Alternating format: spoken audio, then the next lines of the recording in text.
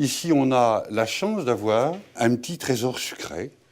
Il s'agit d'une œuvre d'Ambrosius Bosschaert le Vieux. Il en passe en 30 ans peut-être 20, maximum 25 sur le marché.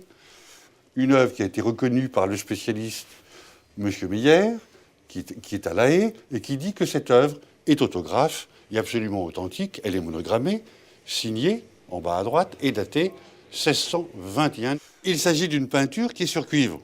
Un avantage formidable, parce que le cuivre ne bouge pas, à la différence des toiles ou des panneaux, et ce qui fait que l'état de conservation est quasi impeccable. Lorsque l'on regarde en jour frisant la peinture, on voit même les reliefs sur la surface du cuivre, ce qui est un gage d'état formidable, et que l'acquéreur ou adjudicataire de cet objet aura, je pense, une excellente surprise en faisant procéder au nettoyage de cette œuvre qui, à mon avis, n'a jamais été touchée depuis l'origine. Après ce petit trésor d'une grande délicatesse, je vais vous introduire vers une curiosité invraisemblable.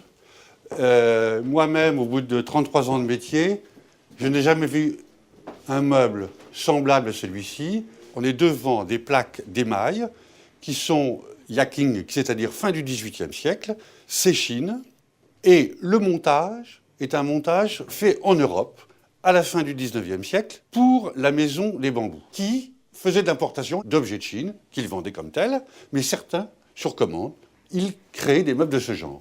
Et regardez l'assise de ce meuble, c'est quelque chose d'ahurissant, un piétement qui est en forme de tête d'éléphant harnaché, et le clin d'œil qui est très amusant, l'idée de ce piétement a été repris sur le vase que vous trouvez là, où on voit également une assise qui est faite avec une tête d'éléphant sur ce support de vase qui lui-même est en émail cloisonné avec le symbole du yin et du yang.